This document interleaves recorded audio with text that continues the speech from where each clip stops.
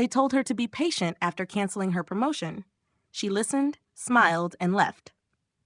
Within weeks, key employees resigned, operations failed, and the company realized too late who had really been holding everything together. The promotion was canceled in less than a sentence. No warning, no explanation, just a quiet administrative decision that erased 14 years of loyalty as if it had never existed. Elena Moore sat perfectly still at the long glass conference table while the words settled into the air. The room was immaculate, designed to project control and calm. But beneath the polished surface, something irreversible had just shifted. She did not flinch. She did not speak.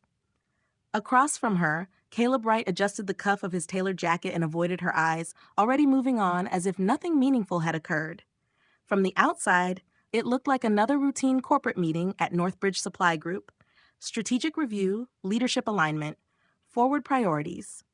The language of delay disguised as prudence. But every executive in the room felt it, even if they did not yet understand it.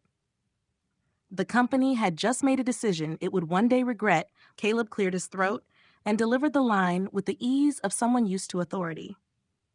The board has decided to pause the vice president expansion for now. We need stability in uncertain times. He offered a practiced smile, thin and bloodless. Elena, we value your contributions. Please continue doing what you are doing. Continue doing what you are doing. The phrase landed with surgical precision. In that moment, Elena understood something that had been forming quietly for years. This was not hesitation. This was containment. She had walked into that room as the most powerful person Northbridge had never officially acknowledged. For over a decade, when systems broke, when supply chains collapsed, when storms and strikes and sudden market shifts threatened to tear the company apart, Elena was the one they called. Not Caleb. Not the board, her. She stabilized regions, salvaged contracts, rebuilt processes from the ground up. She knew every vulnerability in the system because she had designed the safeguards herself. But none of that sat at the head of the table. Caleb did. He had built his reputation on calm confidence and clean presentations, but he owed his stability to work he did not fully understand.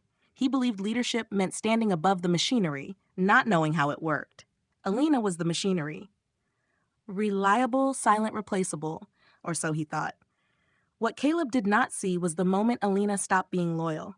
Inside her, something detached with frightening clarity. Not anger, not heartbreak, just certainty. The kind that arrives when illusion finally collapses under its own weight. She watched the room the way a strategist watches a battlefield after the last false move has been made. The chief financial officer avoided her gaze. The regional directors shifted uncomfortably, aware that the person who solved their crises had just been publicly diminished. Even Caleb sensed it, though he misread the silence as submission. He mistook stillness for weakness. Elena gathered her notebook, closed it with deliberate care, and stood. "Thank you for the update," she said evenly. Her voice did not tremble. It did not rise. It carried a composure that unsettled the room far more than protest ever could. As she walked out, the hallway seemed narrower, as if the building itself were holding its breath. Years earlier, she had learned how to move through chaos without betraying emotion. Now she moved through clarity the same way. In her office, sunlight cut across the desk she had earned but never been allowed to own. She sat down slowly, feeling the weight of understanding settle where hope used to live. The promotion had never been delayed. It had never truly existed. It was a story told to keep her exactly where she was, doing work that sustained everyone else while she remained invisible. Elsewhere in the building, Caleb leaned back in his chair, relieved. The crisis had passed. He thought Elena would adapt. She always did. He did not notice the shift happening beneath him. Because the truth, unseen and already in motion, was this. Northbridge had not just canceled a promotion. It had severed the only thread holding its operations together. And Elena Moore, the woman they believed would carry the weight forever, had just decided to put it down. The collapse would not be loud. It would not announce itself with fury or accusation. It would begin quietly, with a decision made in silence by the one person who truly understood how fragile the system was. And this time, she would not save it. The call did not go to the executive floor when the system began to fail. It went to her. The first breakdown happened before sunrise, the kind of quiet operational rupture that never makes headlines but can unravel an entire region by noon. A freight corridor froze overnight, routes stalled, schedules collapsed inward like paper soaked in water, and without hesitation, managers across 3 departments reached for the same name, the same number, the same unspoken truth. She had not been promoted, but she was already indispensable. For 14 years, she had arrived before the lights fully warmed the building and stayed long after the offices emptied.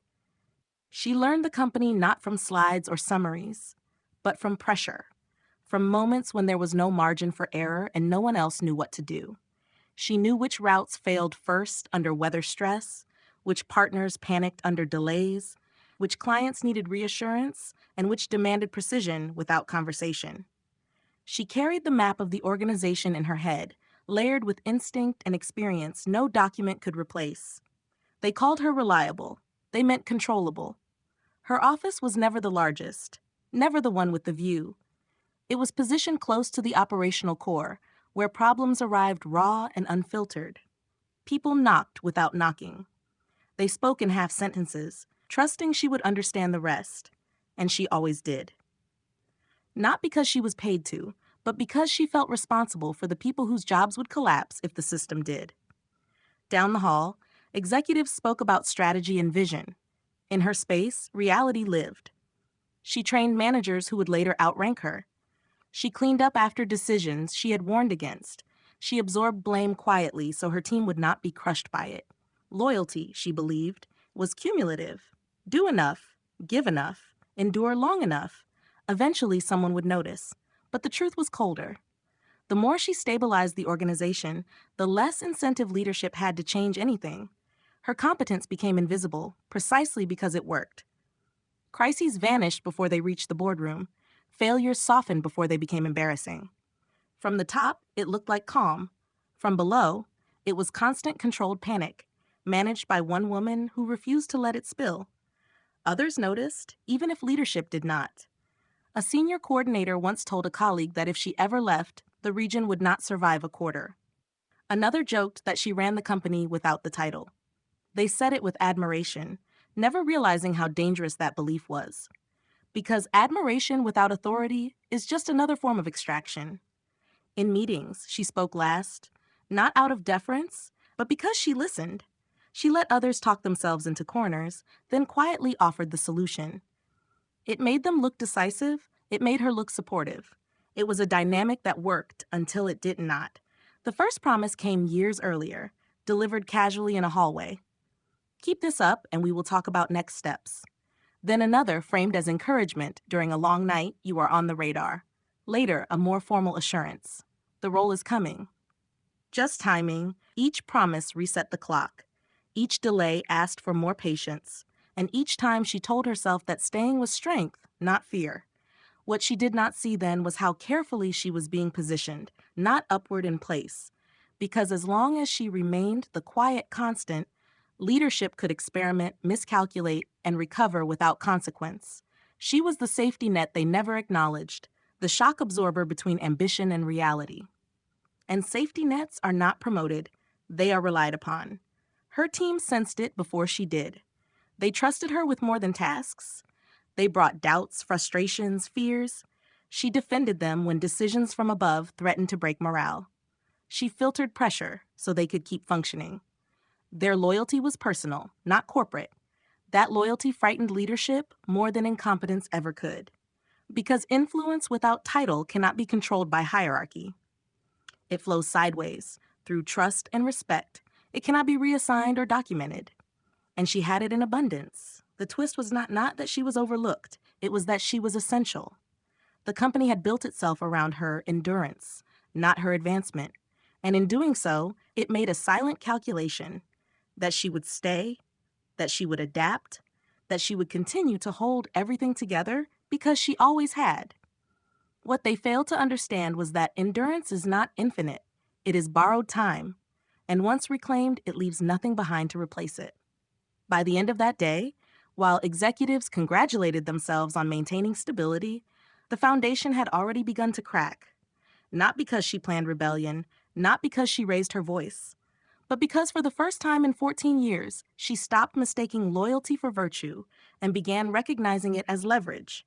And leverage, once seen, cannot be unseen. The promise came wrapped in reassurance, not commitment. That was how it always arrived. It happened in a hallway first, not a boardroom. A passing comment delivered with a smile that never quite reached the eyes. Keep doing what you are doing, and we will talk about next steps soon. Soon was a word that floated without weight. It sounded like momentum. It meant nothing. She heard it again months later, this time during a late evening when the building was quiet and exhaustion had stripped away pretense. You are on the radar. Leadership sees you. The words landed softly, designed to comfort, not to move anything forward. She nodded, grateful in a way that now embarrassed her to remember. At that stage, she still believed patience was strength. The promises evolved as her value deepened. They became more formal, more deliberate, offered during scheduled conversations with closed doors and careful tones. The role is coming together. We just need alignment. Alignment was another word that sounded responsible while delaying everything. She asked questions. She received answers that curved away from certainty. Each time, she walked back to her office and returned to work.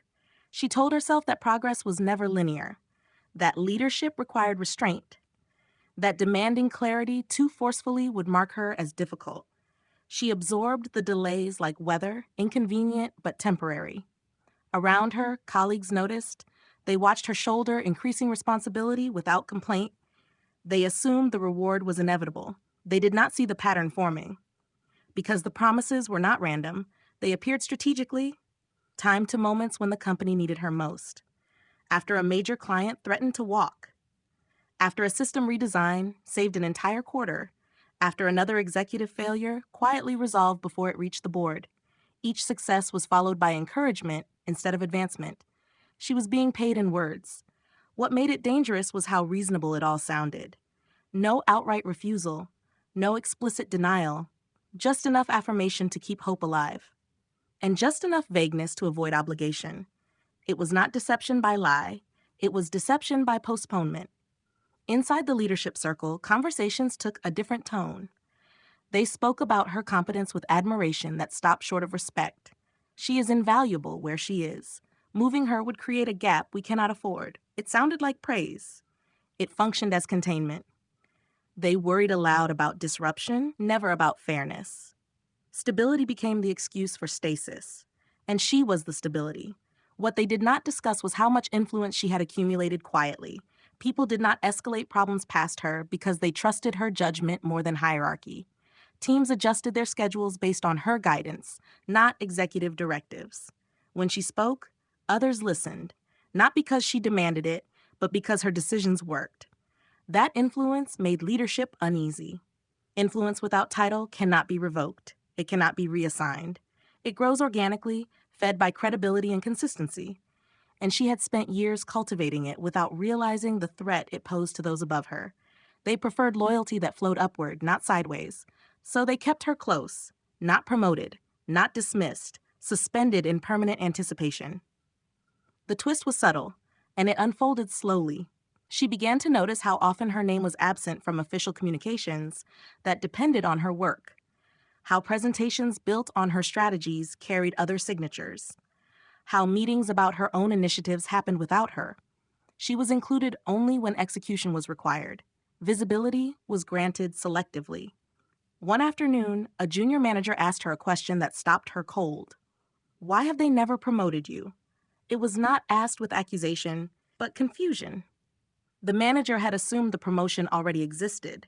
That assumption lived widely. The illusion was complete. She smiled and deflected, but something shifted. For the first time, she allowed herself to consider a thought she had pushed away for years. What if the delay was not temporary? What if it was the plan? That thought frightened her more than any rejection could have. Because rejection ends a story. Indefinite waiting traps you inside it. The final promise came delivered with practiced warmth. The timeline is realistic now. We just need one more cycle. One more cycle. One more quarter. One more demonstration of commitment. She listened, nodded, thanked them for the transparency. Inside, the last thread of belief unraveled.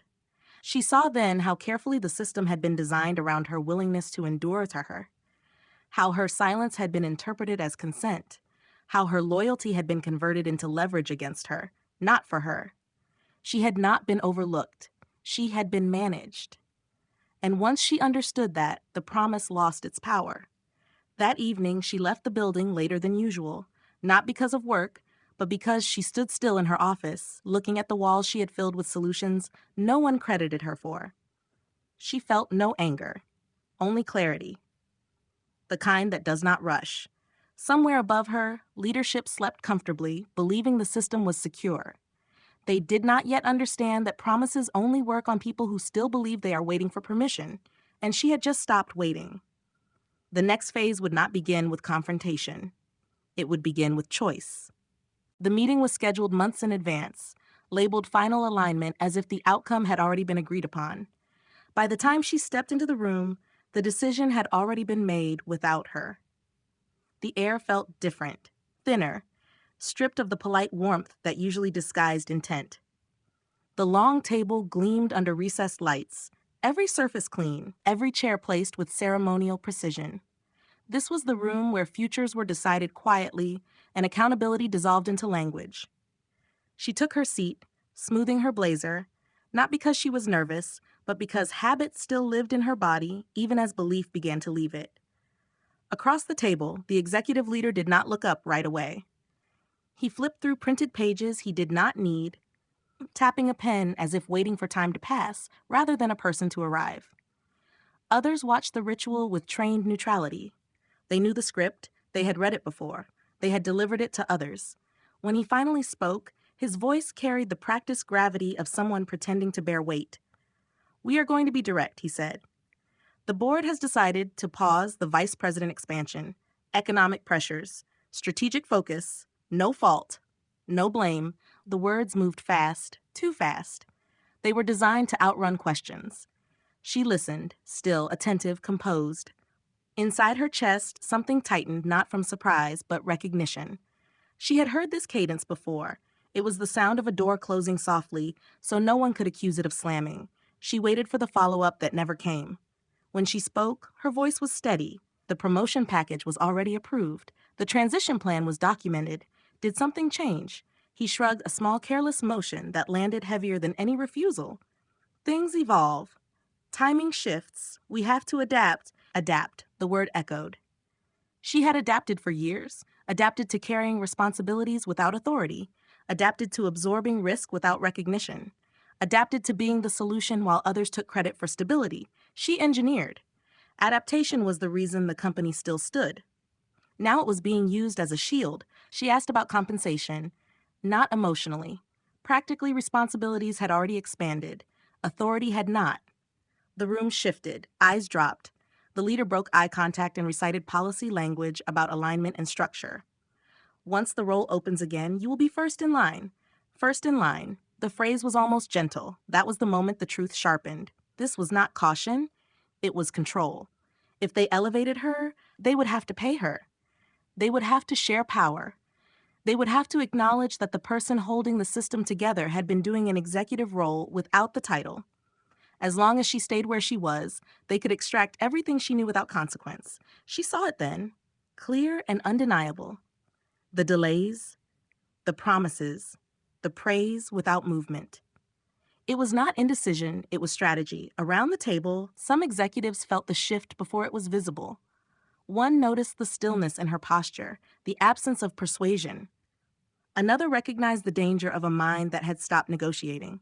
The leader, comfortable in his authority, mistook her calm for acceptance. He leaned back slightly, relieved. "You are valuable," he said. "Keep doing what you are doing." Something inside her released. Not anger, not grief, precision. She stood slowly, gathering her notebook with deliberate care. "Thank you for the clarity," she said. Her tone was calm, almost courteous. No accusation. No appeal. The kind of voice that signals an ending. As she walked out, the hallway seemed to stretch, as if time itself had widened. She moved on instinct, steady and detached, the way people do after receiving news that cannot be reversed. Behind her, the room resumed its rhythm.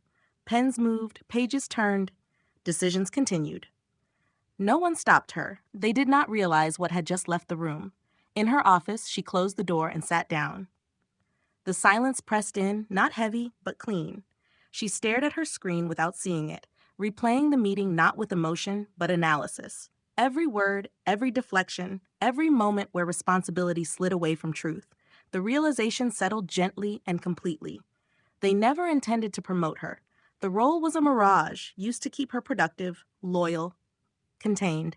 She had been waiting for permission that was never coming. Down the hall, the leader felt secure. The system was intact. The risk had passed. He did not yet understand that stability built on one person's endurance collapses the moment that person steps aside. And for the first time she had. The unraveling would not begin with confrontation. It would begin with absence. And by the time they noticed, it would be far too late. The realization did not arrive with panic. It arrived with silence. That evening, after the building emptied and the hum of operations softened into background noise, she remained seated at her desk long after she should have left. The lights above her flickered into night mode, dimmer and less forgiving, as if the space itself understood that something had ended. She did not open her laptop. She did not review reports. For the first time in years, she did nothing. And in that stillness, the truth settled completely. She had not lost anything in that meeting. What she lost had been gone for a long time. What she gained was clarity. For years, she had carried the unspoken burden of responsibility without authority, believing it was temporary, believing it was noble. She had convinced herself that sacrifice was a currency that compounded over time, that if she endured long enough, someone would eventually notice the imbalance and correct it. But the imbalance was the point. The company had not failed to recognize her value. It had recognized it perfectly and decided it was more useful where it was. Her competence had become infrastructure, invisible when it worked, essential when it did not. And infrastructure is never invited to the table where power is negotiated. She replayed moments she had once dismissed, meetings where decisions were announced after they were made, emails where her analysis appeared without her name, praise offered publicly, advancement deferred privately. None of it was accidental. It was systematic. What startled her most was not the manipulation, but how willingly she had participated in it. She had said yes too often, stayed quiet too long, protected others at the cost of her own leverage.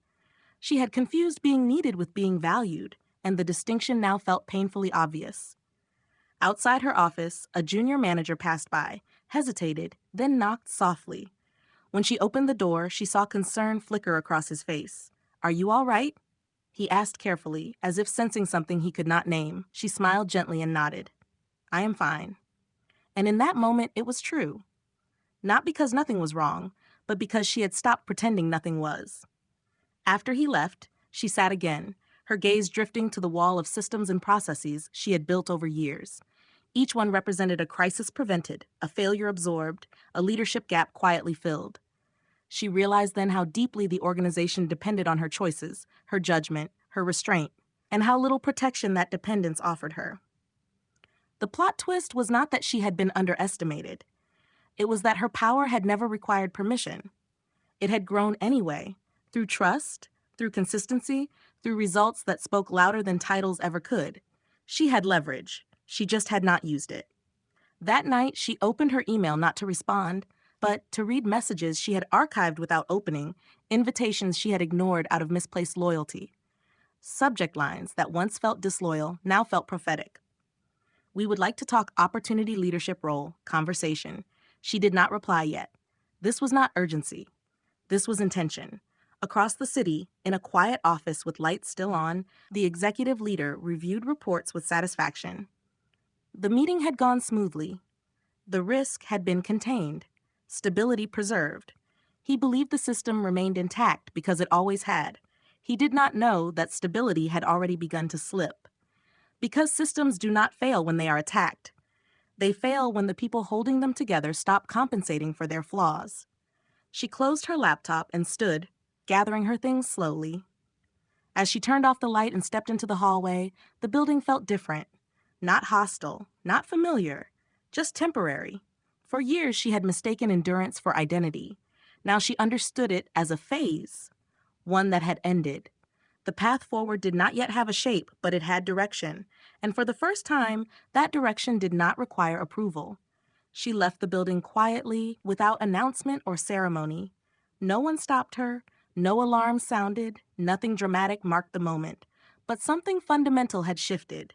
Because the most dangerous decision is not the one made in anger, it is the one made in calm, after clarity has replaced hope. And she had just made it. The first message had been sitting in her inbox for months, unopened. She read it now with a clarity that made her breath slow. The subject line was simple: a conversation, nothing urgent, nothing demanding, just an invitation that assumed she had a choice. She did not rush. That was the first difference. In the past, every decision had been framed by obligation, by urgency, manufactured by other people's needs. Now she read slowly, absorbing each line not for reassurance, but for intent. The sender did not flatter her, did not promise miracles, did not speak in vague futures. The message acknowledged her work directly, specifically with the precision of someone who had actually studied it. That alone was disarming. She leaned back in her chair and closed her eyes, letting the weight of years settle into a single question she had avoided asking herself. If loyalty were no longer a requirement, what would she choose? The answer did not arrive as excitement. It arrived as calm. She began to notice how differently her body responded to possibility compared to endurance. No tightening, no bracing, just space. Room to think, room to imagine a version of herself not built entirely around holding things together for others. Over the next days, she read more messages she had once archived without comment, former colleagues who had left quietly, recruiters who had circled patiently, leaders who had watched from a distance, waiting for the moment when she would finally look up. They did not beg. They did not pressure. They waited. That waiting spoke louder than urgency ever could. At work, nothing had changed on the surface. Meetings continued, reports flowed, decisions were announced without her input and executed with her expertise. People still came to her office first when things went wrong. She still solved problems. But something in her posture had shifted. She listened more than she spoke. She answered questions without volunteering solutions. Not out of spite, but discernment. Others felt it. A manager lingered after a meeting, studying her face as if searching for something. "You seem different," he said carefully. She smiled, not denying it. Different did not require explanation. In the executive wing, the leader sensed nothing. From his perspective, the system remained obedient. The machinery hummed. Deadlines were met. He mistook continuity for loyalty, never considering that continuity can exist briefly even after commitment has ended. That was the twist no one saw. Her power had never been loud. It lived in timing, in judgment, in knowing when to act and when not to.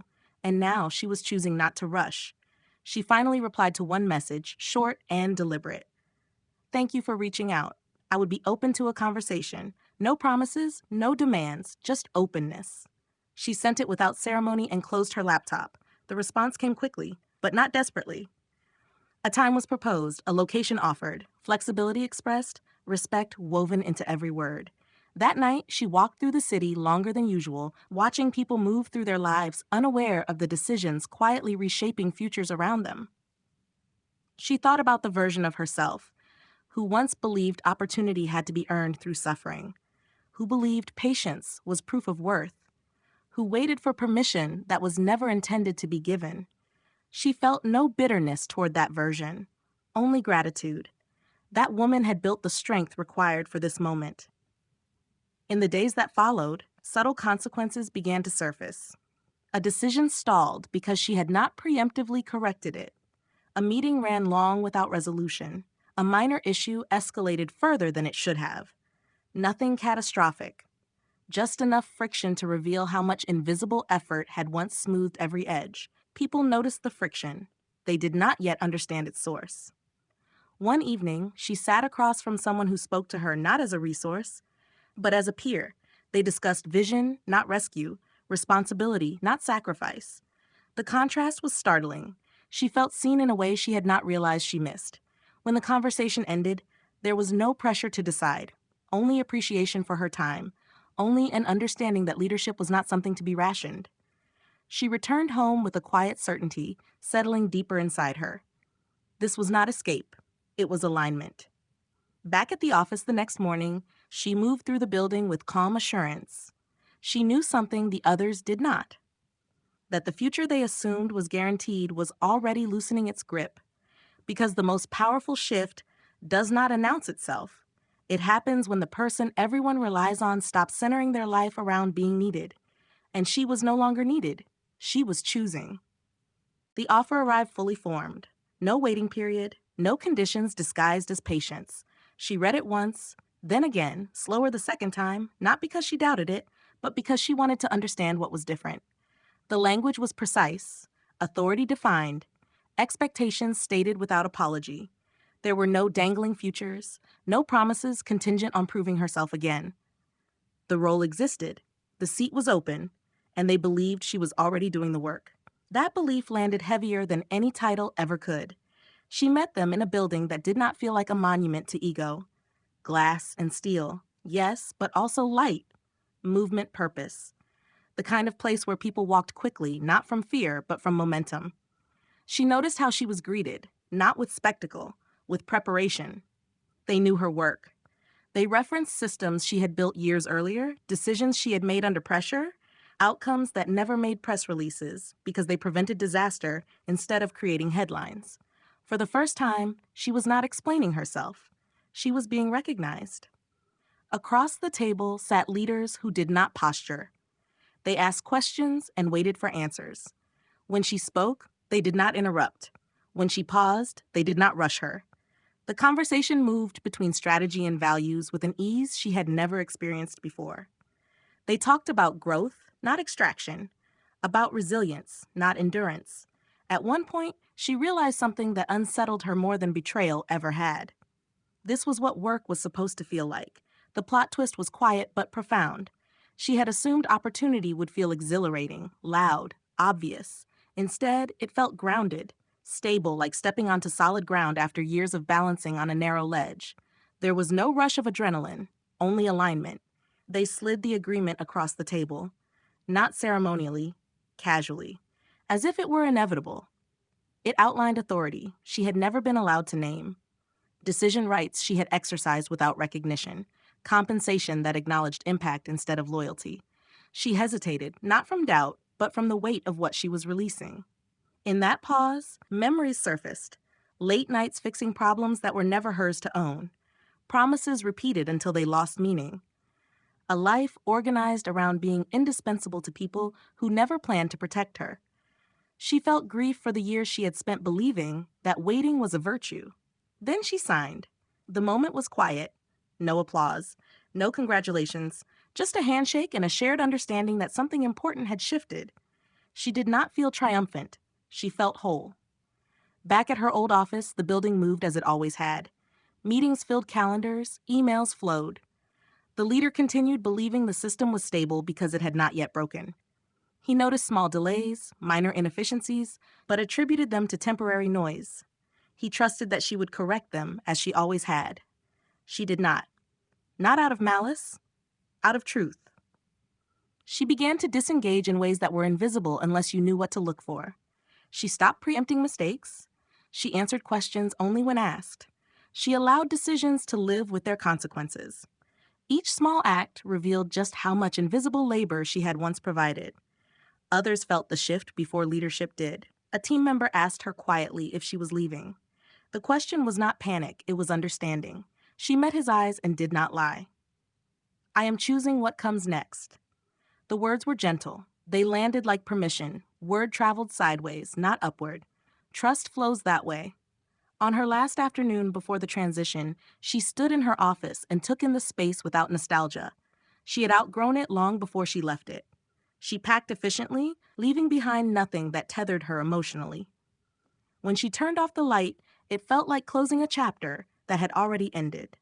Elsewhere, the leader scanned reports with a faint unease he could not name. Things were slipping, just slightly. Conversations felt less certain. Decisions took longer. He assumed it would pass. He did not yet understand that what had changed was not process, but presence. As she walked into her new role days later, she felt something unfamiliar. Not fear, not relief, responsibility without resentment, authority without apology. She was no longer proving her worth. She was applying it where it was wanted. The most powerful transformation did not come from revenge or confrontation. It came from stepping into a place that did not require her to shrink. And behind her, a system built on her silence began to realize what it had lost, one quiet consequence at a time. The first resignation landed before the coffee finished brewing. By midday, it was no longer a coincidence. It began quietly, the way real change always does. An email sent with careful wording, gratitude expressed, growth mentioned, no accusations, no drama, just a clean departure that left behind a silence far louder than anger ever could. The person who left first had stayed longer than anyone expected, dependable, uncomplaining. The kind of professional leadership believed would never walk away without permission. When the notice circulated, managers reread it twice, confused not by the decision, but by its timing. It felt sudden, only because no one had been paying attention. She was already gone when the second resignation arrived. This one was shorter, colder. It cited respect without naming its absence. It thanked leadership without sounding grateful. Those who knew how to read between lines felt the shift immediately. Something had broken loose. The plot twist unfolded not in confrontation, but in alignment. People did not leave because they were recruited. They left because they recognized the pattern. They had watched someone they trusted choose herself without spectacle. They had watched leadership dismiss competence while praising loyalty. And suddenly, staying felt like self-betrayal. Word moved laterally, not officially. Conversations in hallways, messages sent after hours, quiet acknowledgments exchanged between people who had held the system together from below. No one needed instructions. They understood the signal. By the end of the day, 3 departments felt lighter and more fragile at the same time. Leadership reacted with disbelief first. This is unusual, someone said. Then irritation. This is disruptive. Then denial. It will stabilize. It always does. The leader sat at the head of the table, reassuring himself more than anyone else. He believed loyalty could be summoned on demand, like a resource. He believed departures were isolated events. He believed the system was bigger than any individual. He had never understood the difference between structure and spine. She watched the news of the resignations from a distance, not with satisfaction, but with recognition. This was not something she had orchestrated. She had said nothing, encouraged no one. The truth had simply become visible. That visibility was contagious. Another notice arrived the following morning. This one from someone who had never complained, never missed a deadline, never asked for more than fairness. The message was brief. I am grateful for the experience. It is time to grow elsewhere. By noon, operations slowed. Not catastrophically, just enough to be noticed. Questions went unanswered longer than usual. Decisions circled without landing. Meetings stretched thin, filled with people who spoke confidently but did not know what to do next. The absence was not loud. It was precise. People began asking questions they had never needed to ask before. Where is the escalation path for this? Who owns this process? Why was this always handled so smoothly before? No one said her name out loud. They did not need to. She felt it when a message arrived from someone she had mentored years earlier. I saw what happened. Thank you for showing me that leaving is allowed. The words carried weight, not gratitude. Permission. That was the real power she had always held. Not authority, granted by title, but influence built through trust. When she moved, others recalibrated. When she chose herself, it rewrote what was possible for everyone watching. Leadership scrambled for explanations. Consultants were mentioned, emergency meetings scheduled, assurances drafted. But reassurance requires credibility, and credibility had been leaking for years. By the end of the week, the narrative shifted. This is not about turnover, someone said quietly. This is about loss of continuity. Loss of continuity was the polite term. The truth was simpler. The people who knew how things worked were gone or preparing to leave, and the people who remained were beginning to understand why. She stepped into her new role as the ripple spread behind her. The contrast was stark. Here, questions were met with listening. Decisions were made with clarity. Responsibility was shared, not hoarded. She felt the difference in her body, the absence of tension she had normalized for so long. Still, she did not celebrate the collapse unfolding elsewhere. Collapse was not the goal, alignment was. Late one evening, she paused at her desk and considered how easily loyalty had been mistaken for permanence, how leadership had believed endurance was infinite, how they had assumed that people would stay simply because they always had. They had confused habit with commitment. The system she left behind was learning that lesson now, one resignation at a time, not as punishment, as consequence. And as the dominoes continued to fall, the truth became impossible to ignore. When the person everyone relies on finally leaves, they do not take people with them. They take the illusion that nothing will ever change. And once that illusion breaks, nothing stays the same again. The first failure appeared as a delay no one could explain. By the time anyone admitted it was a pattern, the damage was already compounding. It began with a missed handoff, small enough to dismiss. A shipment arrived late. A client waited longer than promised. Someone blamed weather. Someone blamed traffic. Someone promised it would not happen again. But the next morning, it did. And the morning after that, again. What had once moved with quiet precision now hesitated. Inside the operations floor, questions multiplied faster than answers. Processes that had lived in muscle memory suddenly felt incomplete. People searched, shared drives for documentation that did not exist. They reopened old spreadsheets, hoping clarity might be hidden in cells someone else had once maintained. Meetings stretched into confusion. Decisions circled endlessly, afraid to land. The system had lost its spine. Leadership reacted the only way it knew how. It escalated. Emergency calls were scheduled. Consultants were brought in, confident voices promising rapid stabilization. Slide decks appeared overnight, filled with diagrams that approximated reality but missed its nuance entirely. They were trying to reverse engineer years of judgment in days. The executive leader watched the numbers slide with growing disbelief. On-time performance dropped sharply. Then again, clients who had never complained before began asking pointed questions. A major account requested a review, its tone polite but unmistakably strained. He reassured them with certainty he no longer felt. He told himself this was temporary, a rough patch, the kind every organization survives. What he did not understand was that survival had always depended on one person absorbing risk before it became visible. Without that absorption, every flaw surfaced at once. On the floor, tension thickened. Managers snapped at coordinators who were doing their best with incomplete information. Coordinators worked longer hours, chasing clarity that never came. Fatigue crept in, then frustration. People began to speak openly about leaving, not in anger, but in resignation. They were no longer protecting the system. They were protecting themselves. She observed the collapse from afar, not as an architect of failure, but as a witness to inevitability. Each update confirmed what she had already known.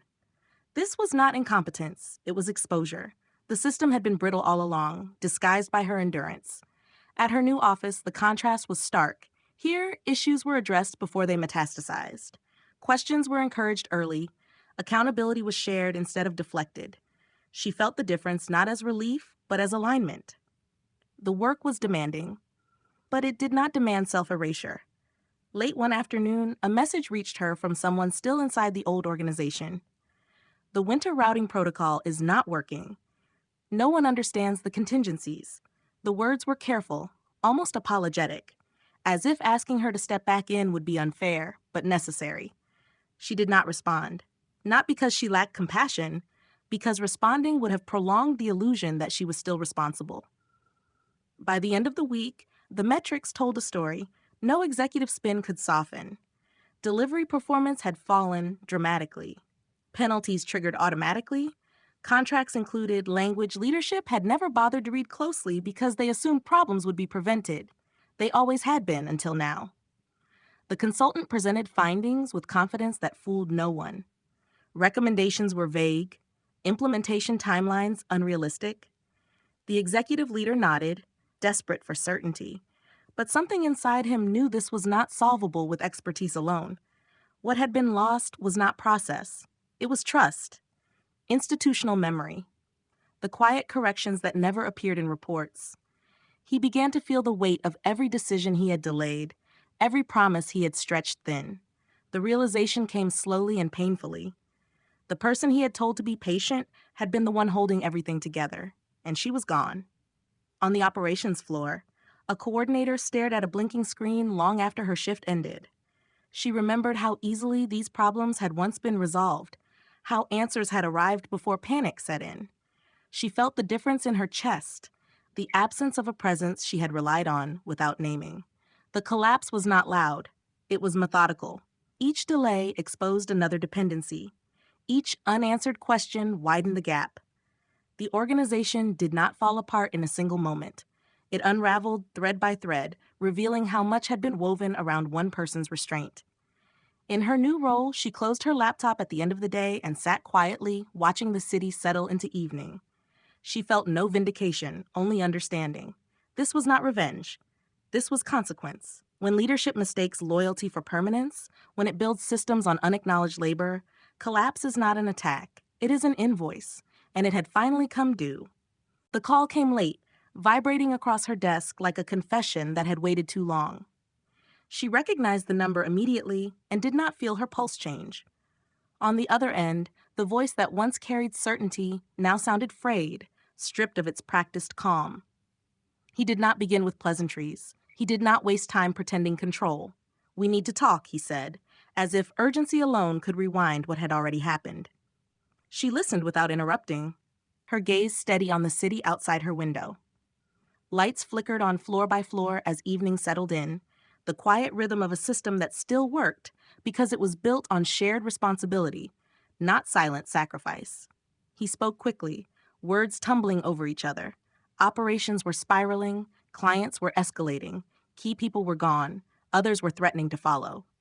He used phrases like unexpected disruption and temporary instability, but his pauses told a different story. He was afraid. This was the plot twist he never anticipated.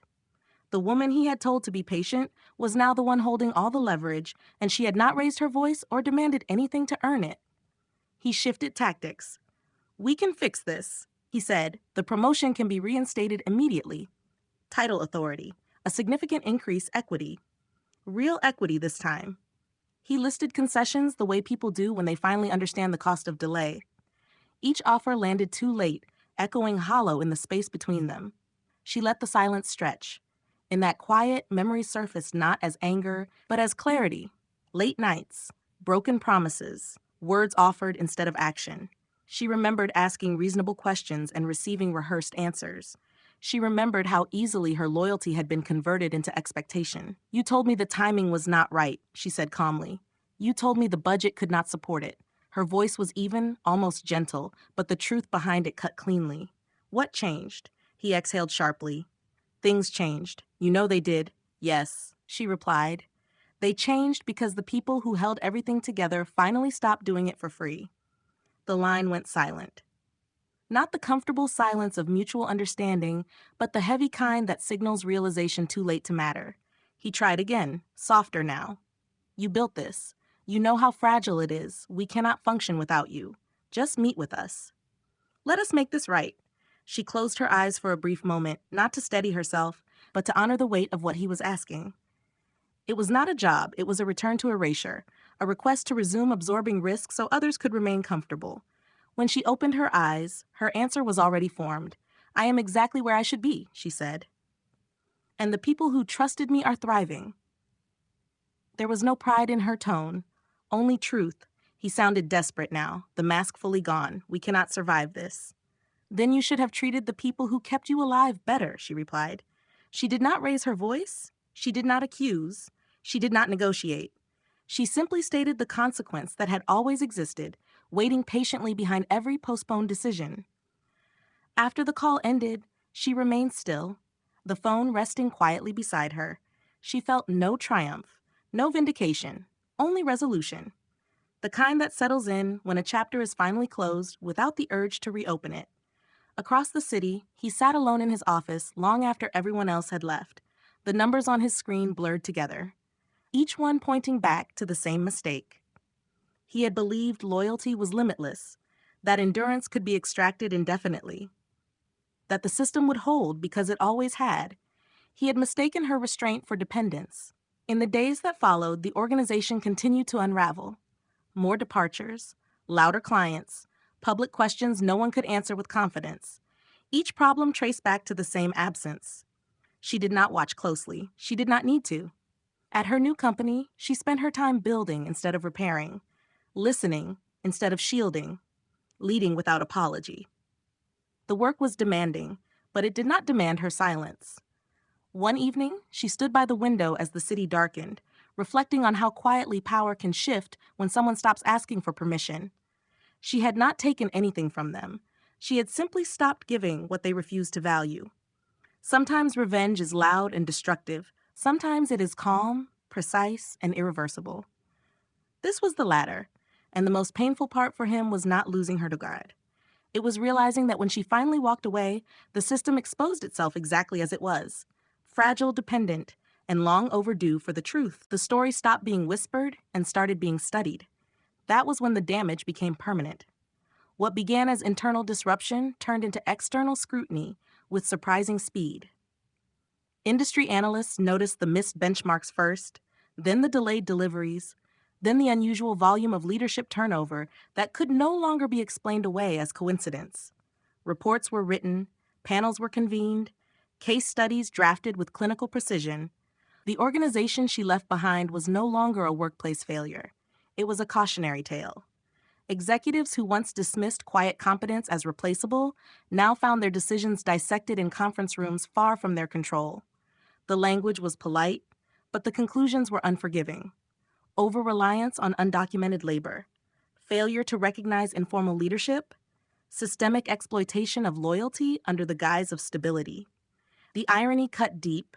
The very endurance they had depended on became the evidence against them. Inside the company, the atmosphere hardened. The panic of collapse gave way to the dull ache of consequence. People still came to work, but something fundamental had changed. Trust had eroded. Confidence fractured. Every new initiative was met with skepticism. Promises sounded hollow now, stripped of the credibility they once borrowed from her presence. The leader who had believed himself untouchable watched his influence shrink with every passing week. Invitations stopped arriving. Phone calls went unanswered. The authority he once wielded through position alone proved fragile without results to support it. He had lost more than an employee. He had lost the illusion that power flows downward. Meanwhile, she moved forward quietly. At her new company, growth was steady and deliberate. Teams expanded thoughtfully. Processes were built collaboratively, not patched in emergencies. She led without spectacle, setting standards through action rather than assertion. People noticed how calm she remained under pressure, how quickly trust formed around her decisions. Clients noticed too. Accounts that had once sworn allegiance to her former organization began reaching out cautiously at first, then with confidence. They spoke of inconsistency, of missed expectations, of relief at finding a place where problems were addressed before becoming crises. She did not market herself as a savior. She did not reference the collapse she left behind. She simply delivered.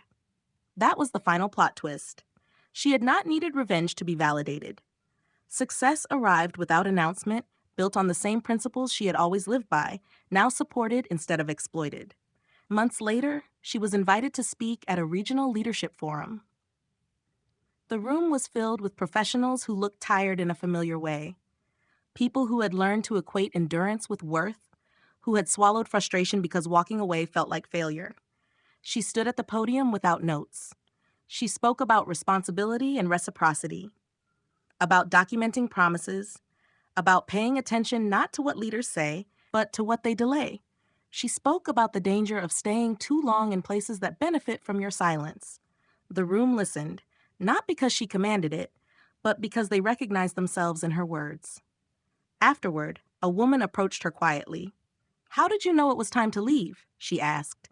She did not hesitate. "When staying started costing me more than leaving," she said. "When I realized the future I was waiting for had no intention of arriving," the answer settled into the listener with visible weight. Outside that room, the industry continued its analysis. The collapse she had left behind was cited again and again, not as scandal, but as lesson. Articles framed it carefully. Loyalty is not infinite. Talent is not static. Systems built on unacknowledged labor eventually expose themselves. Inside her former company, efforts to rebuild continued, but the damage lingered. People no longer stayed out of habit. They stayed cautiously, always watching, always aware that stability without fairness is temporary.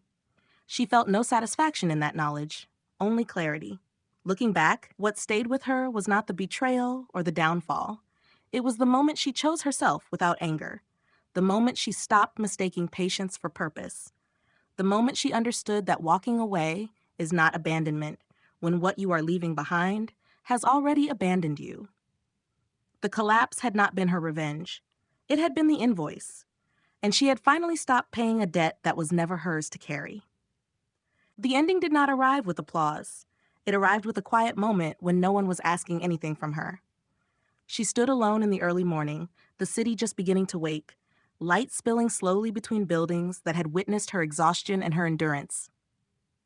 For years, mornings had felt like obligations she owed to other people's expectations. Now they felt open, unclaimed. The absence of urgency was unfamiliar, almost unsettling, and then deeply grounding. She thought about how easily her story could have been misunderstood. From the outside, it would look like ambition, like calculated revenge, like a bold career move that finally paid off.